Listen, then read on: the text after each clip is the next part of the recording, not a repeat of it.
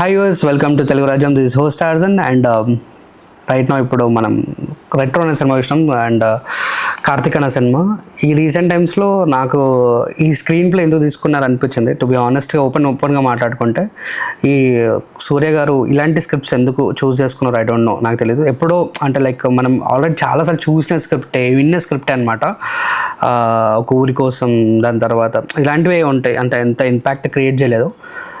కొన్ని హైలైట్స్ మాత్రం మాట్లాడుకుంటే పెళ్ళి ఎపిసోడ్ ఒకటి ఉంటుంది. ఆ పెళ్ళి ఎపిసోడ్ చాలా బాగుంటుంది. అంటే సింగిల్ షాట్ అనమాట, ఆల్మోస్ట్ 10 minutes నుంచి 15 minutes వరకు సింగిల్ షాట్ అదొకటి చాలా బాగుంటుంది. అండ్ సముద్రంలో ఫైట్ జరుగుతుంది, ఆ షాట్ ఒకటి చాలా బాగుంటుంది. అంటే లైక్ మనం విజువల్గా చూసుకున్నట్లయితే ఇప్పటివరకు మనం సముద్రంలో ఫైట్స్ అన్నీ కూడా నార్మల్గా ఉంటుంది, కానీ దీంట్లో సముద్రం ఫైట్ అంటే కొంచెం లైటింగ్ అవన్నీ చాలా ఎఫెక్టబుల్గా దాని అంటారు కదా, అంతా చాలా బాగుంది, ఇంపాక్ట్ క్రియేట్ చేసింది.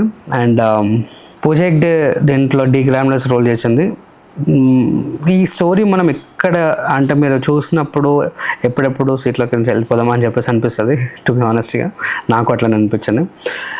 ఓవరాల్గా సూర్య అన్నకి this is not a good choice to script.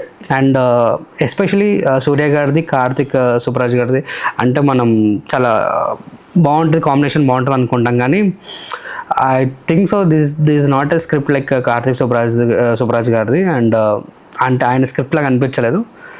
ఓవరాల్గా ఓకే, చూడొచ్చు, డీసెంట్ ఫిలిం చూడొచ్చు, వన్ టైం వాచబుల్, బట్ ఎక్కువ కూడా ఇంపాక్ట్ క్రియేట్ చేయలేదు అనిపించింది.